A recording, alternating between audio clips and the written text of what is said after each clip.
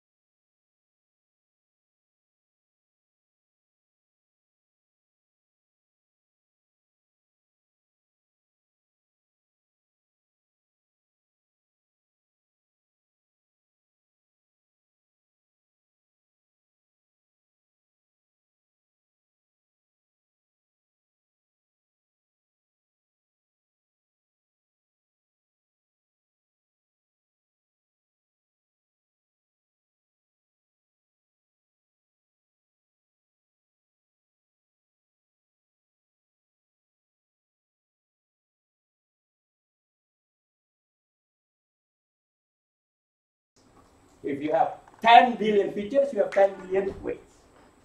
Right? And then the output there, you have the sign function, which is taking whether it is going to be a positive, not spam, or negative spam. You can reverse the level as well.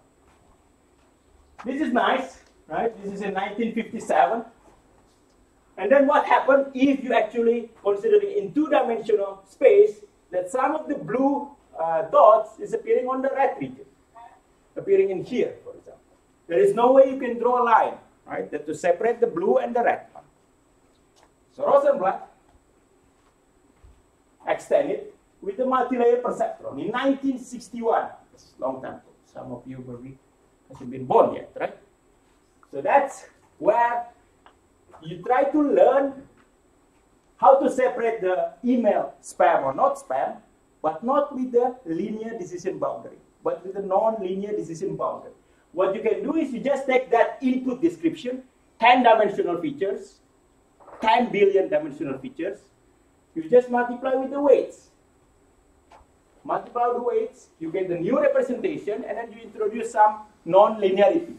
For example, nowadays, that is most famous is ReLU, rectified linear unit, right? You just ignore the negative components. And then after that, you just use the same algorithm perceptron. That's the multi-layer perceptron. You can do the non-linear decision boundary. Then what we can do next is we can make the model more and more complicated or more and more powerful by increasing the number of hidden nodes, right? You can actually increase it to the infinite amount of hidden nodes, but you can still have a tractable computational complexity by using kernel tricks. That's, for example, kernel support vector machine, right? Most of you maybe never heard about support vector machine nowadays because you are just learning about deep learning neural networks, right? But that's the same as support vector machine, just increase the number of hidden nodes to be infinity. And then, what you can do next is, nowadays, instead of increasing the number of hidden nodes more and more, increase the amount of hidden layers more and more, right? You start doing this, you just start still from the 1961, because the advancement of the GPU, right? Instead of just using GPU to play games, you use GPU to do machine learning. And then you can increase the complexity of your models by adding more and more hidden layers. But it is all just starting from the perceptron, right? That's multi-layer perceptron. Some other architecture, other than multi-layer perceptron, is called convolutional neural networks. That's also in 1998. So we are talking all about old stuff, right? That's convolutional neural networks. This, the advantage of convolutional neural network is just have fewer connections comparing to the multi-layer perceptron, which is fully connected. And it actually exploits a locality property and a translation invariance, which is very good for images, right? Because your object, your car, will always still look like a car, whether it's at the top right of the image or on the top left of the image, right? That's the translation invariance property. How many of you guys already bought? So you all know about this, right? Deep learning, etc. That's the story from the perceptron until convolutional neural networks. And then we also know the deeper is the better. That's the trend, right? This is on the x-axis. It's about object recognition competition. Just try to recognize 1,000 object categories. For example, car, cats, dog. In 2010, that's all the shallow models. That's the non-deep learning. And then it starts from 2012, which is a convolutional neural network with the 8 layers. You already have a very huge improvement. And then it started again in 2013. People start using the convolutional neural networks. No more using shallow models. And then it improved until 2015, when they canceled the competition. Because the convolutional neural network outperformed human performance, right? We don't need human anymore by the 2015. That's with the 152 layers. But if you check the recent tweet by John Platt, you know who's John Platt, right? Platt scaling support vector machine probabilistic output. John Platt saying that you can actually train 10,000 layer convolutional neural networks. 10,000 layers. Can you imagine that? 10,000. So the trend is really deeper, deeper, deeper, deeper, deeper, right? The deeper, the better. And this is the success story of deep learning. How you can measure some success story. It's not by the amount of papers that is being produced in the deep learning, but the amount of startup companies that are using deep learning, right? So there are 60 plus startup companies using deep learning. That's from the CBI Insight, probably in 2016. In 2019, probably already 1 million. Probably this one also taking from the US already, right? There is in healthcare, there is in robotics, there is in core AI, there is in security, there is everywhere. Deep learning. If you look into the healthcare, for example, what you can do with the deep learning, what you can do with convolutional neural network. You have an X-ray, chest X-ray. You want to get the insight whether you have a pneumonia or not, right? What is the certainty that you have the pneumonia? 85%, for example. You use a convolutional neural network with 121 layers. And Andrew Ng, you also know who is Andrew Ng, say that we don't need radiologists anymore because the convolutional neural networks outperform the radiologists. In that paper, they compared it with 4 radiologists. So you cannot generalize with all radiologists. But anyway, he claimed that convolutional neural network now can predict pneumonia better than radiologists based on the chest X-ray. Amazing, right? Is that all? Is that all that you need? Just prediction of pneumonia? Yes or no? We know that that's not the case, right? You want to have interpretability, transparency in a particular prediction of your convolutional neural networks. You want to highlight the convolutional neural network is looking at which particular region of your chest. Does it make sense or not? Right? You should ask the radiologist. So for example, when you want to differentiate cats and dogs, you want to make sure your convolutional neural network is not looking at the background, because you know cats like to stay at home. Dogs like to be outside, right? So you can differentiate cats and dogs easily by just looking into the background, whether you are indoor or outdoor. Well, you want to make sure that your convolutional neural network is paying attention to the object itself, which is the cat and the dogs. That's where the highlighting these particular regions, where the convolutional neural network is looking at to try to differentiate the particular task or insight that you are interested in. So more on this will be on tomorrow at the data science summer school in the morning. So you're welcome not to come. Right? So why ethics in machine learning? Since we are in the UK, sorry, we are in the Ukraine, right? Not UK. Since we are in the, anyway, so I'm just talking about UK because I'm from UK, right? In the UK, this House of Lords, that's old people talking about old stuff, but sometimes they're talking about new stuff as well. They're talking about machine learning. They're emphasizing that transparency in artificial intelligence is needed. Okay, fine, we know that. We just need to state that, right? By the way, AI is just bigger field. Machine learning is just a subfield of it. And then the second thing, what they mentioned, prejudice of the past experience must not be unwittingly built into automated systems. Unwittingly means unconsciously. You shouldn't build prejudice of the past. Right? That's what I'm going to emphasize. The B. Why? Because the A you should be coming tomorrow. Right? We'll decide something. So what is this prejudice of the past? I'm just going to talk about scores, right?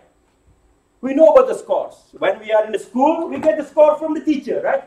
You are crap in mathematics, you are good in physics, you are crap in chemistry. That's all the scores. You are graded. So that, if you are an adult, nowadays, for example, you get different score. And it's not your teacher in between you and the score that you get. It's some black box that's scoring you. There are 3 different scores, for example, there. So let's look into what are the scores. The first score is called Computer Assisted Passenger Pre-Screening System, CAPS. That's where you go to the airport, in the US mostly. They will try to get your score, for this particular CAPS score. If you are high enough, if you score high enough, you get SSSS, Secondary Security Screening Selection. You get extra screening. if you score high enough in the CAP score, right? That's actually been used until 2004. And after 2004, they abandoned that because they realized there is some issue with the CAP score.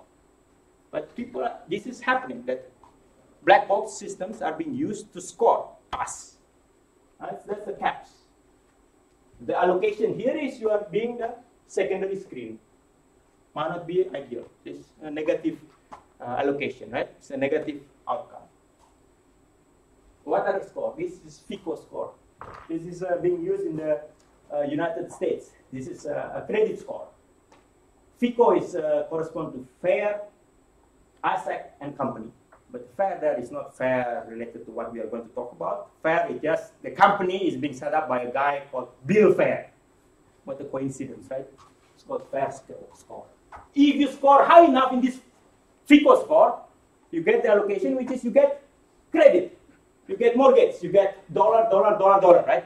So it's good to score high enough for this particular FICO score. What are the things? This is from North Pointer. It's called COMPAS score. Correctional Offender Management Profiling for Alternative Sanction, COMPAS score. If you score high enough for the COMPAS score, the judge will use it as not giving you bail. You should just go to prison directly. That's actually been used in the US criminal justice system. Some part probably. Right? So the allocation is not getting a bail. So in here, you know that you use a black box to assign a score to the human, and then you get some allocation, whether it's positive allocation or negative allocation. So what you hope is you use this particular black box to remove human bias. But what you get is now machine bias. That's been shown by the ProPublica studies. That the COMPAS score, they studied the COMPAS score, which is the last score that I'm talking about whether you are getting a bail or not getting a bail. The COMPAS score is actually giving a high score to the black people.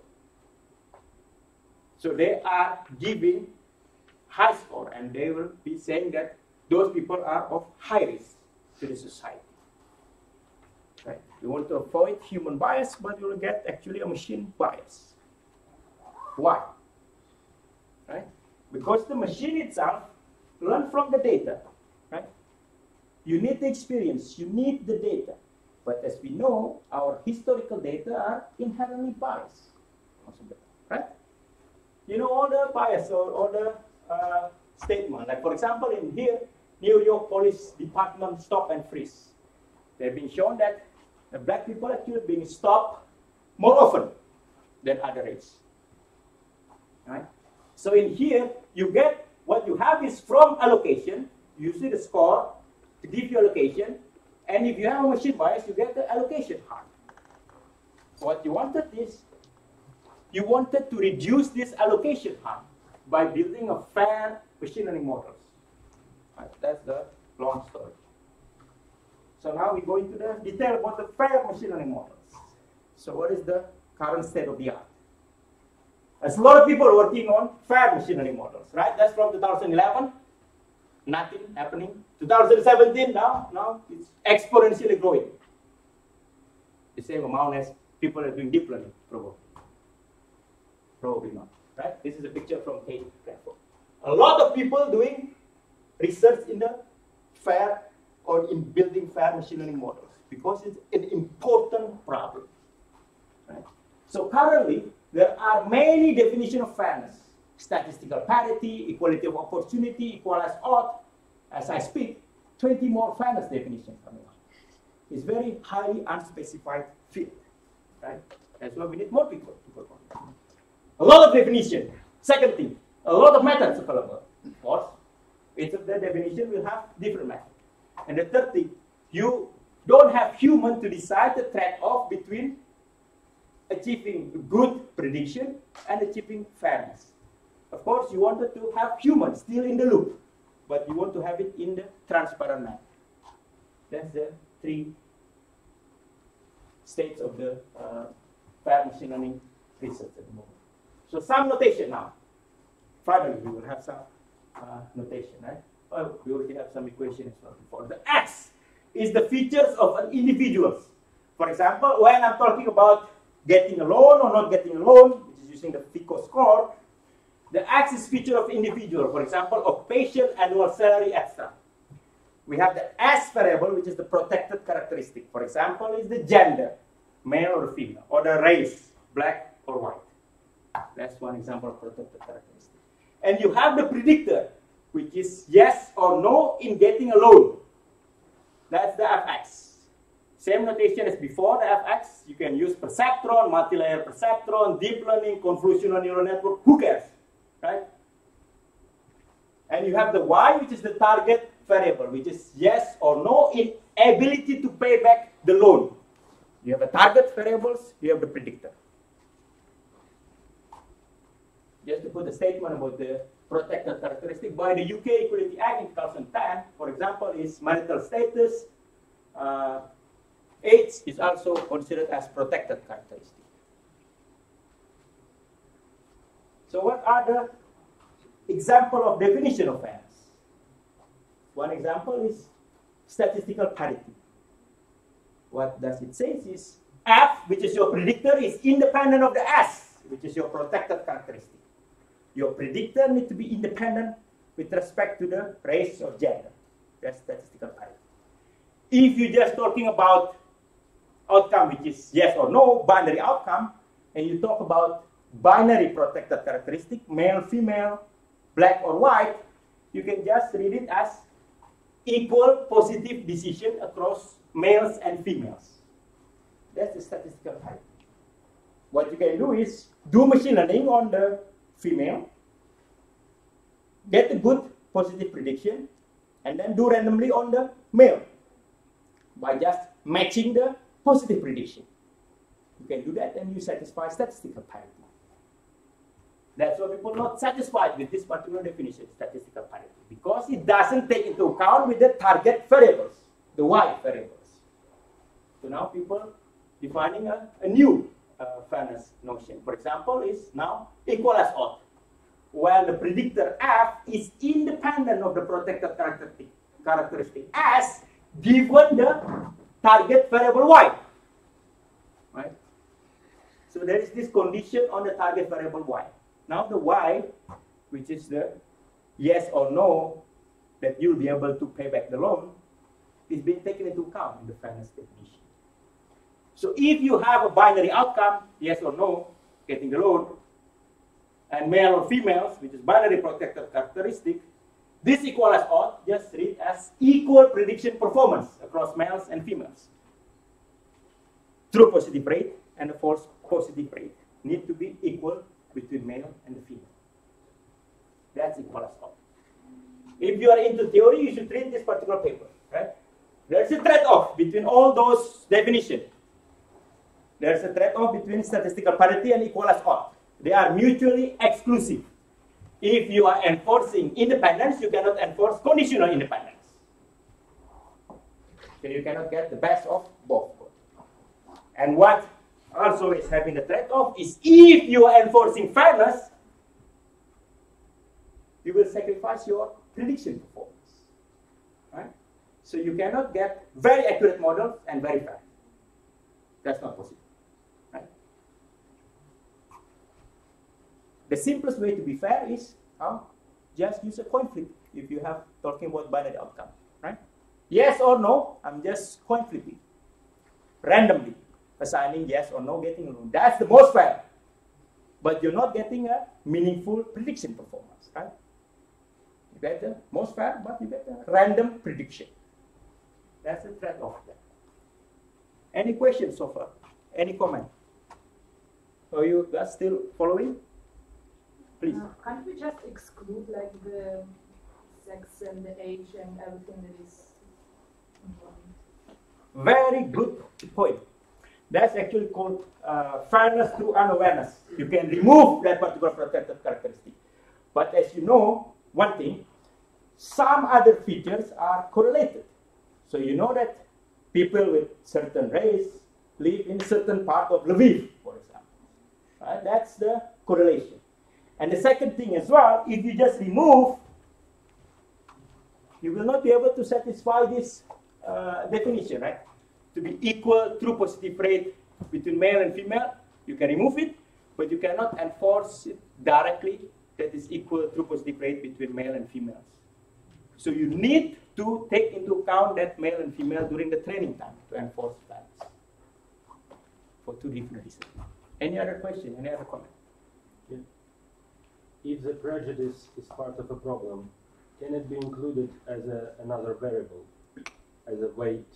So you know that a certain group is stigmatized in a society, yeah, and you include it as a vector. Yeah, that's it's not as a factor, it's not as a weight factor, but that's the direction of the fair machine learning models. I'm going to give you an example on that. You can define a new target variable, for example.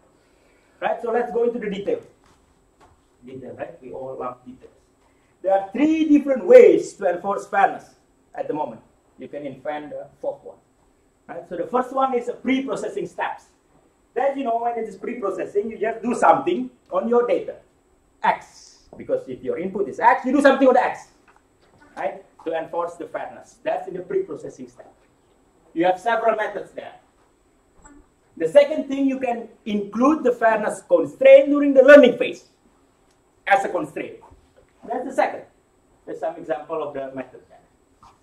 My example is very biased, just for your information. So, and then the third one, which is post-processing. That's when you already learn your classifiers and then do something to satisfy the fairness definition.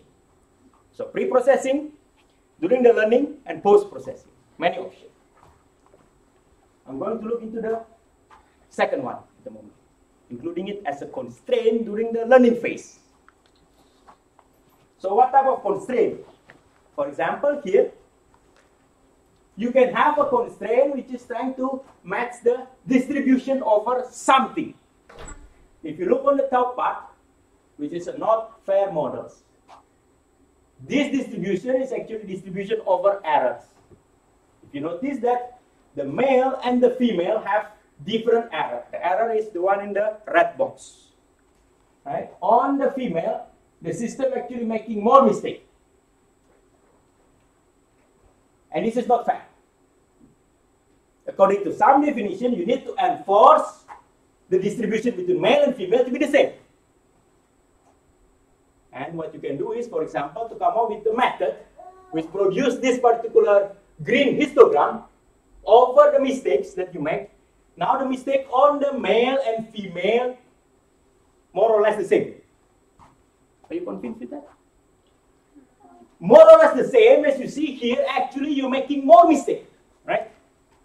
You're actually making more mistake. Look at the male gender not fair. You just have a few bars in the red region, right? That's when you're making not many mistakes. By making it fair, you're making a bit more mistake, right? So here is just the inherent trade-off between enforcing fairness and getting an accurate prediction, right? So you can enforce matching distribution over some quantity.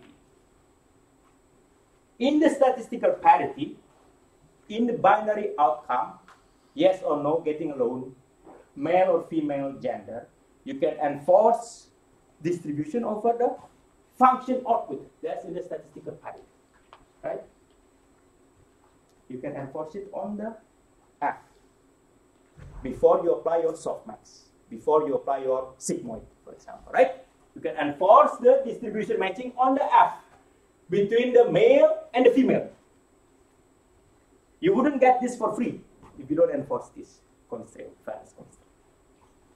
That's statistical parity. In the equal as odd, what you need to do is, because you wanted to enforce equal true positive rate and false positive rate between male and female, you just do that. Define a distribution that take into account your label Y, right? In the statistical parity there, you define the distance between two distributions that doesn't take into account the Y, because that's statistical parity. Doesn't care about your true target variables. In equal as odd, you define a distribution over two quantity, male and females, that take into account the target Y. That's an explicit example of how you can enforce fairness. Use this constraint. Use this constraint in what? Since all of us already learned machine learning, for example, if you haven't learned machine learning, you should attend the UKU. You should register to UKU, right? So in here, what you can do is you use that particular constraint and add it in the typical way of learning machine learning, right? You define an objective function that consists of loss function, how good you are in memorizing your training data. That's the loss function there on the right-hand side, loss. And then you also have some term which is regularization, avoiding overfitting. You just need to trade off between regularization and loss. That's the typical things, right? You have the L2 regularization, for example. You have health loss, you have logistic loss, you have whatever loss you are interested in. But now you need to enforce that this particular distance between two distribution of male and female to be very small. That's the statistical parity fairness definition. You need to enforce that explicitly. But as you already noticed about the trade-off between achieving fairness and getting an accurate prediction, if you solve this particular optimization problem with respect to the F is your prediction function, right? You will not get a single optimal solution that can be the most accurate and the most fair. So in general, this particular problem is a multi-objective between achieving fairness and achieving good prediction performance, right? So you will not have a single optimal. As you already learned as well, you can actually build Pareto frontier in this particular multi-objective optimization, right?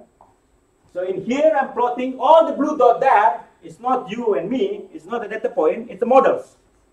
It's a particular F, right?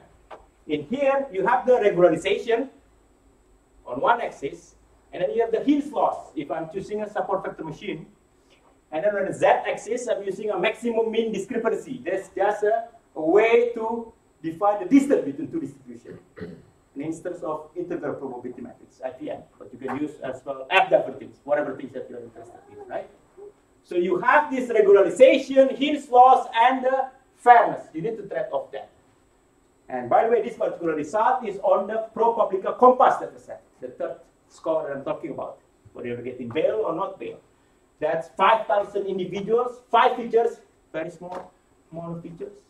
The race is the sensitive variables. The target variable is whether or not a particular person will be re-offending in 2 years' time. And the fairness criteria is just true positive rate across blacks and white to be equal. Right? So this is the result on the Compass dataset. And the plot here is generated by using genetic algorithm NSGA2. Then you can transfer that particular regularization, Hills loss, MMD, with respect to the quantity that you are interested in, prediction performance and fairness criteria, which is equal to positive rate. And you can plot here, right? This is the classification error. The more to the left, the better your performance, prediction performance, right? And those on the y-axis is the difference between true positive rate of male and female. You want it to be smaller and smaller. And you can see the trade-off there.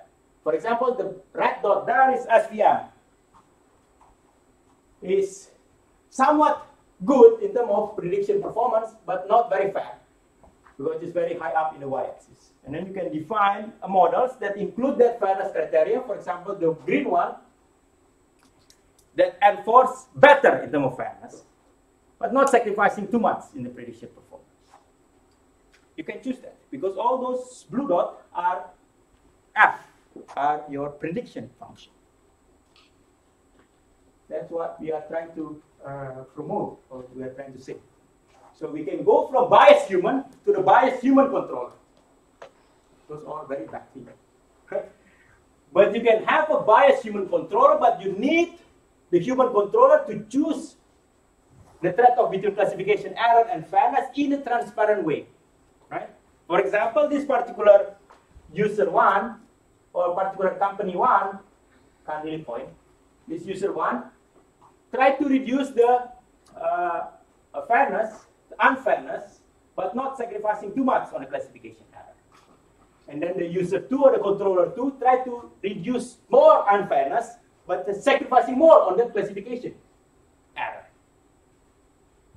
For example, the user 1 can be a certain company, company A, right? Hey, if you're using my system, my score, this is the fairness that you're going to get, and this is the prediction performance. If you're not happy, move on to the company B. For example, the company B is enforcing more fairness, but worse prediction performance, right? So you can have a biased human controller, but the human controller needs to choose the trade-off between prediction performance and fairness in a transparent manner, so that human can still be accountable, not the machine, right? We always want the human to be accountable. Any question? Any statement? You are already bored? How many more minutes do we have? Please.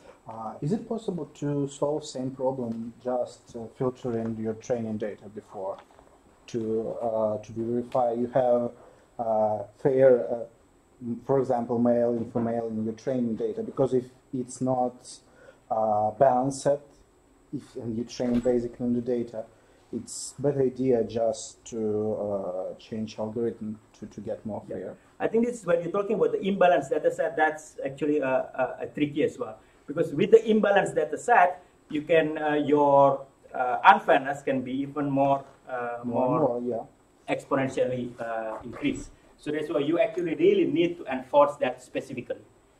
You enforce the true positive rate between male and female to be the same, despite that you have imbalance. Then you can tackle the imbalance in separate way, oversampling, undersampling, smooth, whatever it is. But you need to still enforce this fairness criteria. So I wonder, like for real, is anyone willing to trade accuracy for fairness? It's like, I mean, we all aware of the problem, but if your prediction error is increasing while you're failing with your fairness, like. So what my answer is, at the moment you might have a choice. But eventually in the future, you might not have a choice anymore. You might need to close down your company if you're unfair. If certain rules, like for example the GDPR, they are not very specific about all of those things, about the fair, interpretability, transparency. But eventually, if there is some new rule that say that you need to be fair, and this is the equal as odd is the one that we are using, it's very hard to imagine that's happening in the future very soon, because like you don't know which fairness definition to use because there are so many of them. But if some politician, some old people in the House of Lords in the UK, for example, or House of Commons, deciding that you need to enforce the specific fairness criteria, then you have to do that. Right? Okay, and also, like, do you have already any kind of like nomenclature of biases? You know, because you already mentioned like a little like, short list of biases, but of course there's many more. Yeah. Yes. Very good point. There's a lot of definition of the bias, a lot of definition of the fairness. I can point you to an excellent talk by Kate Crawford in NITS 2017. I'm emphasizing on the allocation harm. That's in her words, which is like when you use the machine learning to allocate something, whether you get a loan or not getting a loan. But sometimes you just use machine learning to represent people. And that can also cause representational harm. Right? If you represent people with certain race, to be certain specific characteristic, right? That's I'm talking about specific harm, just the fairness on the allocation harm. Please. Actually, I wanted to ask you about maybe a little more in depth about how technically we can introduce these methods of fairness. For example, if pre-processing, we can speak about some data selecting, and perhaps about post-processing, we can speak about some additional check made by human controller. So about this during process, how exactly can we introduce this? The during the learning is what I just described, which is like you adding some constraint. In the pre-processing, I'm going to describe a little bit about that. In the post-processing, for example, if you're using plot scaling of your SVM, how many of you guys knows about plot scaling? Only one, right? You should learn about plot scaling, P-L-A-T-T. So the plot scaling is like a probabilistic output of your SVM. In the post-processing, you just have different thresholds to accept or to reject, according to the male or female. But in here, you are assuming, what I didn't mention as well, sometimes some method need to have access to your protected characteristic at test time, at deployment time. Some other method doesn't require that at the test time. Like you don't need to know whether you are black or white during the test time. Whether which one is fair, which one is not fair, that's subject to discussion, right? Thank you. So here is just in case if you don't have question, I put the question already there. But the training labels are still biased, right? And the answer is yes. The training labels are still biased. So we do something about it. And the Q saying yes. But how? The training labels are just biased. What we can do with the training labels? And the A answer, perhaps by introducing a new variables. You're asking about the new variables. You can introduce a new latent target labels. What do you think? The Q says ... Right? We can continue that Q&A. You can build machine learning that converse with one another, and then they discover new language, right? You can do machine learning. Machine learning can do everything. So in order for me to introduce this latent target variable, I'm going to talk about probabilistic methods, right? So we stay away from convolutional neural networks and deep learning at the moment. So in here, from assuming a fixed form of prediction function, which is just a linear parametric form, for example, right? In the perceptron, in the multi-layer perceptron, you just define the x with the phi x. Now you talking about sampling function from some distribution. And the distribution here is Gaussian process. So what you can do is you just sample a function, a smooth function, for example. The Gaussian process is a distribution over function. It's just a generalization of multivariate Gaussian distribution to infinite dimensional, because vector or function is just infinite dimensional, right? So all those three plot there are just three samples from the Gaussian process, prior samples, right? In the probabilistic method, you have the prior, you have the likelihood after that, right? When you observe data point. And then you can compute the posterior, which is just proportional to the prior times likelihood. So here is the Gaussian process posterior, the sample of it, three sample again, with those 1, 2, 3, 4, 5 observed data points. That's the Gaussian process posterior. What you need to notice is this red shaded. If you are away from the observed data point, the red shaded is very large, right? The function from the Gaussian process posterior can be wildly varied because you are uncertain with that particular region. You just never observed the data point there, right? So the Gaussian process is very nice to encode this uncertainty about your models. So what we can do is we try to introduce or reinvent a new likelihood. Likelihood is the one to take into account your data, right? So we use the fact that the GP models are well calibrated in the sense that the GP models are not very overly confident. Because if you're using a softmax or sigmoid, in your CNN can be just saying cat with 99.99% confidence, right? But maybe it's not right. So the GP is well calibrated. So it's not overly confident. We use that fact and we define a new likelihood. What we need to do is, instead of learning from the Y, which is your bias level, you learn from a new Y bar, which is the latent variables. That is supposed to be unbiased, supposed to be fair. Right? So here now, what you have is, you have the function, you have this particular probability that now your particular function f learning to predict the fair target level, the Y bar. Not learning to predict the Y anymore. But you have reweighting on this particular probability based on the unfairness that is happening in your data. This is what it connects the biased training labels with the unbiased labels, and the S is the protected characteristic. In the probabilistic methods, if you have latent variables, you just need to marginalize out, right? That's the summation. And in here, in this particular method is, you can choose this particular unfairness or fairness that is happening in your data set. Or what do you want to achieve, right? With the binary outcomes and binary protected characteristic, which is the Y is just 0 and 1, the S is 0 and 1, male and female, Y is yes or no in getting a loan. You have 1, 2, 3, 4 free parameters. Everyone happy with free parameters, right? So you can actually use these free parameters to enforce fairness. Oh, right. So now we have a lot more option again. But the nice thing or the bonus about this particular free parameter is it actually inherently encodes the mutual exclusivity of statistical parity, which is the independence criteria, enforcing just positive prediction to be equal, and the equal as odd, which is the conditional independence criteria, enforcing the true positive rate and false positive rate to be equal. They are mutually exclusive. In choosing these 4 parameters that you have here, if you try to enforce statistical parity, which is trying to encode this particular y bar given as, because the y bar is the new target level. If you enforce already this to be equal between male and female, to be equal to certain number, you cannot enforce true positive rate anymore, which is this particular term. The py given the male, y0 is just from your training data, right? You can just do counting.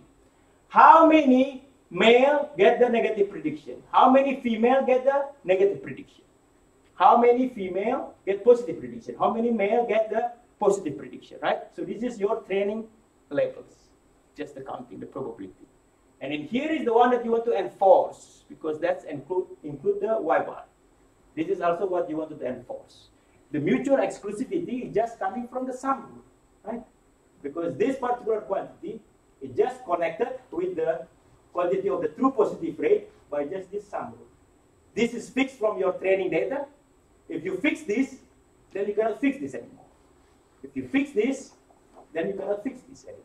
Right? So that's the bonus. So in here, what I'm showing you is setting the target yes decision, which is the py bar given the male to be the same as py bar given the females to be equal to certain quantity, py bar. For example, 0.1 or 0.2 or 0.3 or 0.4 or 0.5.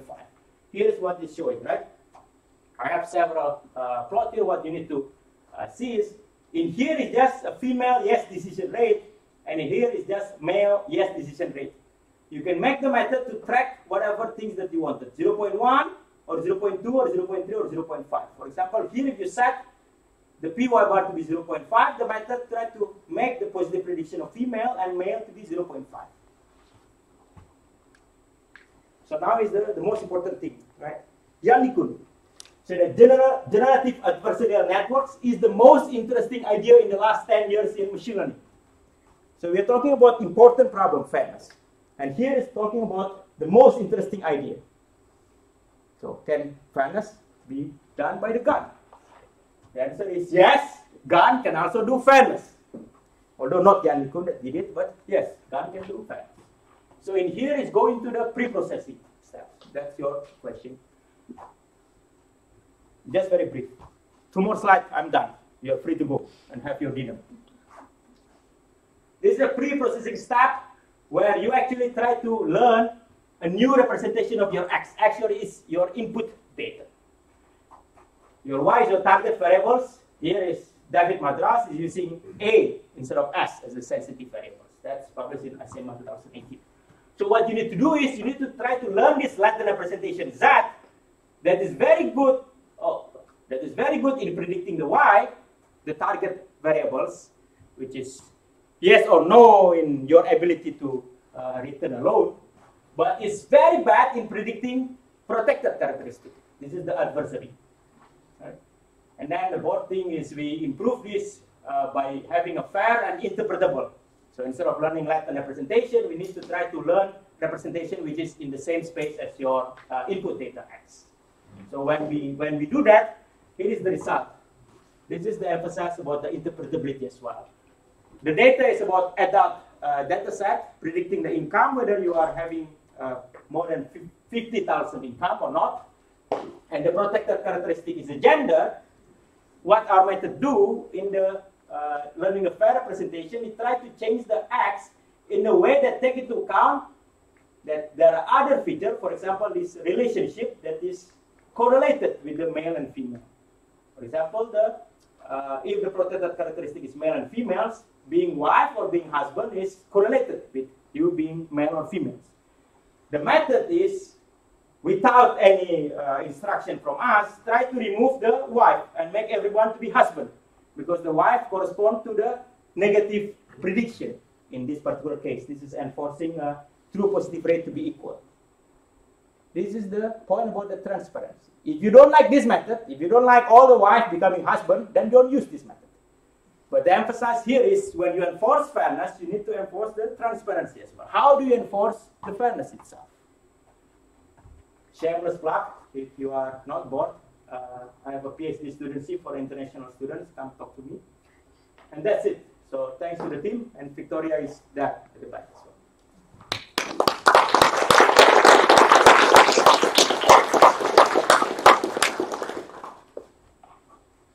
Questions? 2 minutes for the question. Why Please not? be gentle. Okay. You can have more.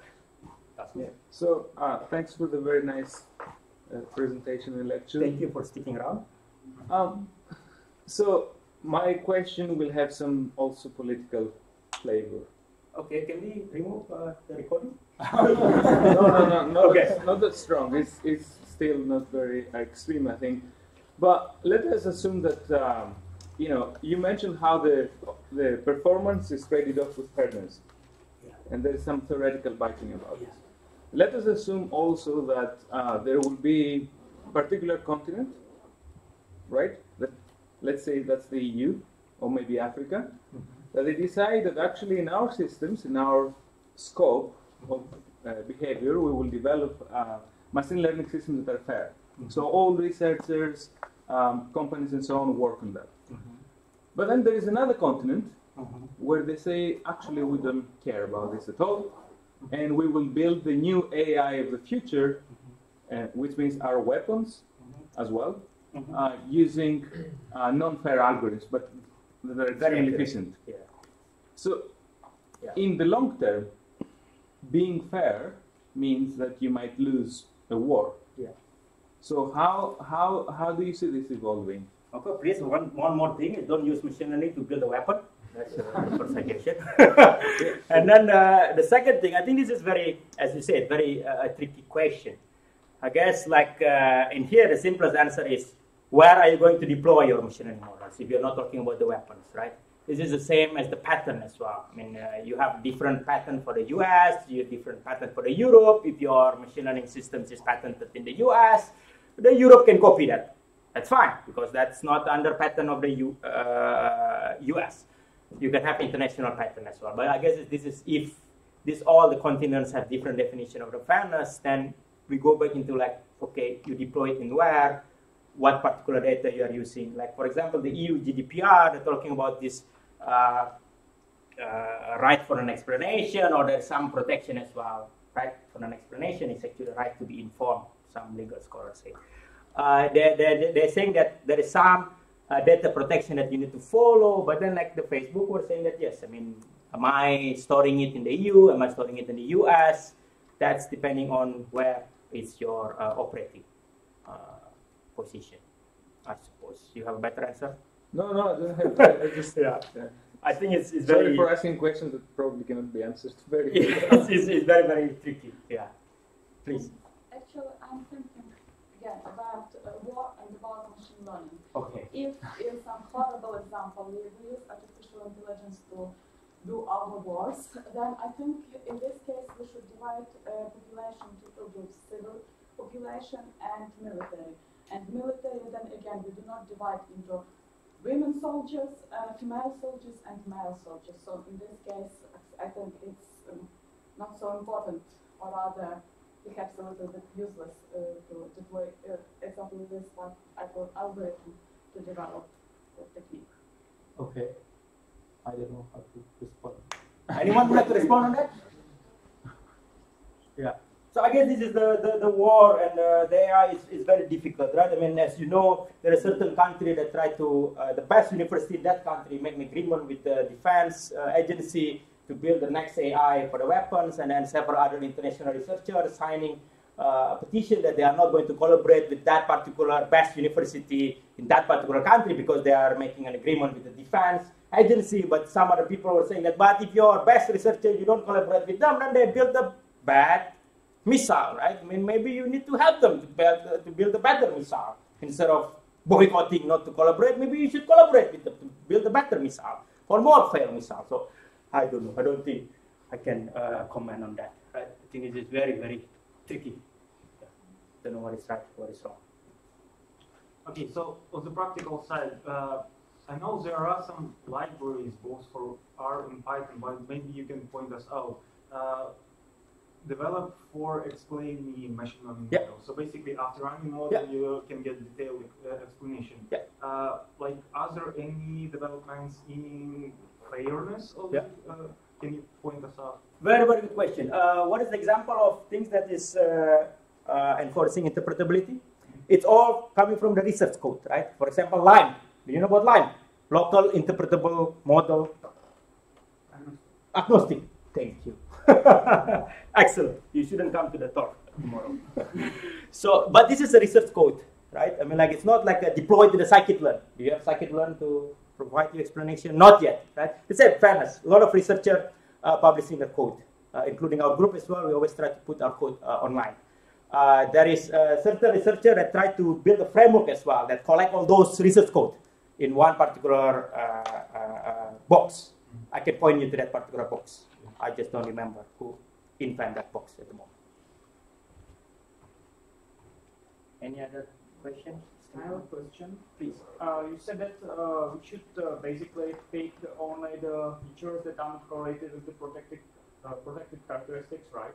But in the real world data, we often see that basically everything is somehow correlated or associated with everything. And if you pick age, gender, I don't know what else, as those protected, then there will be very small number of features that are uncorrelated. Yeah, I'm not talking about deciding the male and females and then do a feature selection. For example, taking the chi-square or mutual information between some features to this male and gender and remove that correlated feature. I'm not talking about that because that's, in the end, you will end up with one or two features.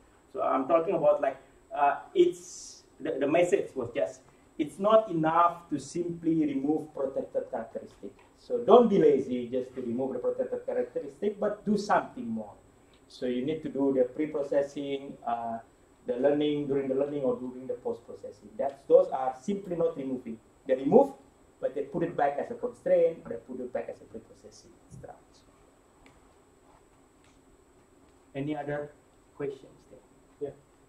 So, I apologize if the question is too generic or too abstract. Maybe you discuss the things with your colleagues and can enlighten us. Well, in a way, it seems, in a very naive form, it seems that these algorithms, after many years of efforts, they have become as much stupid as people. So, I mean, we live in the world of uncertainties. We are irrational. We never know everything, asymmetry of information, and we commit mistakes. And we trained algorithms On that historical data. to kind of be the same. So is there any conversation that maybe we just don't have to use these methods to predict socially relevant characteristics? Like you can predict cancer, everything that comes from the world of nature, but when it comes to Human outcome, maybe we just have to forget about it and go back to linear regressions and control for some things and do descriptive statistics because they inform us better. You're assuming linear regression is simple and interpretable, but that is not correct. Because linear regression is simple and interpretable if you're just talking about 5 features. You can inspect that 5 features. But if you start talking about 10,000 dimensionals or 10 billion, then start becoming not interpretable anymore. Okay, wrong method for the sake of this example is a wrong method, but the question is still relevant. Like maybe we should forget about it and just do not apply it to the realm of socially relevant variables. Yeah, I think this is like very, very good question. And what I should point is like there is a lot of workshop in the NIPS, ICMR talking into this particular direction, like social implication. That's right, discussing about the fairness. And very good point. Yes, I mean maybe we shouldn't use machine learning to predict human outcome. I mean like, but the main point there was like it was a very humble goal, right? I mean like you wanted to remove human bias. But unfortunately, the machine is also biased. But I mean, like, we try to do something about it. Maybe eventually, as you said, after 10 years, we realize that, okay, the machine is just biased and we cannot use it. And maybe eventually we go there. But I would really recommend you to attend this workshop, which is interdisciplinary, because like fairness, interpretability is not about us computer scientists, right? There's other scientists. And this is like the summer workshop are putting together like social scientists and computer scientists and legal scholars to have some discussion, because this is supposed to be interdisciplinary ambient. So tomorrow as well, I'm going to describe what computer science perspective and social science perspective in the interpretability, because it's not only about us, remember that. It's not only about computer scientists. This is a big problem, important problem, cannot be solved by one type of science. So machine learning is going through different trends in terms of the models that are being heard or preferred or discussed on Twitter.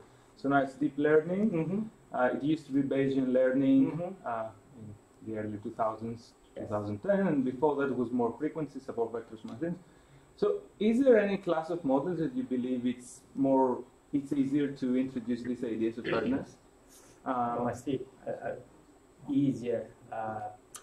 So I was previously wanted to point out that yes, I mean like, by the way, the SPM is not frequencies, but just non-probabilistic. And then like, so there is a deep and then there is Bayesian. Some people try to combine these deep and Bayesian modelings, right? I mean, there is a deep Bayesian models that have the the power of the deep learning, but better calibrated with respect to the Bayesian output. I mean, like for example, if you just get the weight instead of learning a single weight factor for that deep learning, you learn a distribution over the weights, that deep Bayesian. And when you're asking about like, is there a type of models that will be better in achieving fairness? I guess like this is depending on how do you encode this particular fairness. In terms of the constraint, for example, it's like it's probably simpler with the non-Bayesian, non-probabilistics, because like you just define your loss function, regularization, and add constraint, whatever constraint that you're interested in. If you're talking about like try to infer some new variables, try to discover enforcing fairness with the new variables, then that's the probabilistic methods, the Bayesian methods will be the natural choice. I guess this is again like different fairness definition, the way you instantiate them, I think will be different models. So that's why if you look into the fairness literature, there will be like Bayesian, non-Bayesian, like so the deep Bayesian, and then the next trend will be causality. Do we have causality lecture in the data science? We should have causality next year, because the next trend will be a deep Bayesian causal. So causal deep Bayesian, right? Because the causality, if you talk about causality from Judea-Pearl perspective, you have a models that supplement your data. That is another thing as well. If you have the model, which is a causal diagrams that try to correct this or explain this particular inherent bias in the data, then you can try to enforce it with respect to the causal model. So that's there are several works as well on the causality and counterfactuality. So I guess just a bit range of methods. Any other question? One, it's not probably a question, but kind of comment. So I guess that a lot of biases, they are really related somehow to political ideology, like underlying. And fairness is probably different from like conservative perspective or Democrat perspective. And we can like groups have group of biases united into like conservative biases, democratic biases. And if we want to have like machine learning field to be regulated in some form, like to have these standards like GDPR that you have to follow, we will have anyway some kind of underlying political ideology. So my question is, what will it be like? Because it will be probably compromised between different ideologies, even in EU or in other countries. So, and probably some biases will be excluded from this list. Some bias is needed for a particular. Yeah. So that's like, I wonder how it's gonna be built, and do you have any probably discussions about? Yeah, I think this is the machine learning community other than like talking with the social scientists, legal scholars, they also like try to shape these rules. So that, like, for example, if they are redefining the GDPR, can we try to help them, like, to characterize, like, what they are trying to talk about, how to formalize that. So that's the effort as well. It requires everyone as effort, of course. Like, I mean, to make sure that the rules or the policy that is being made is informed by the scientists as well. I guess that's that. Okay. So let us thank Novi once again.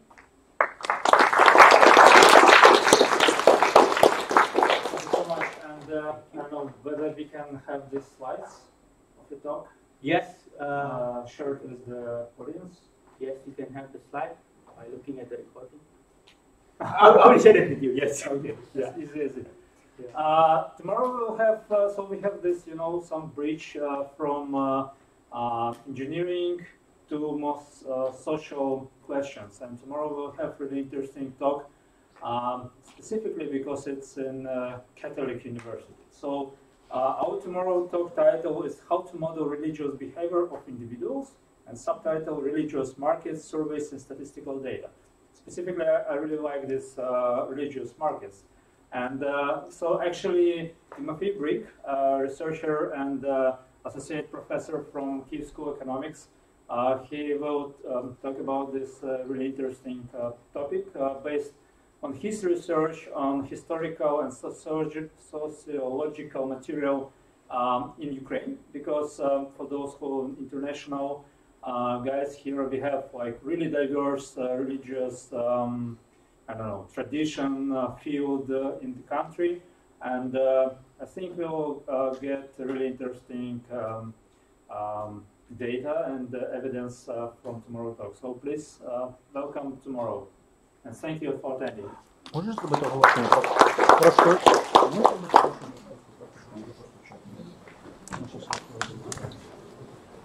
Yeah, and also there is one announcement from Vladimir. So if you're interested to visit this Scottish cafe in downtown, so Vladimir, wave your hand, you can join them. We start up in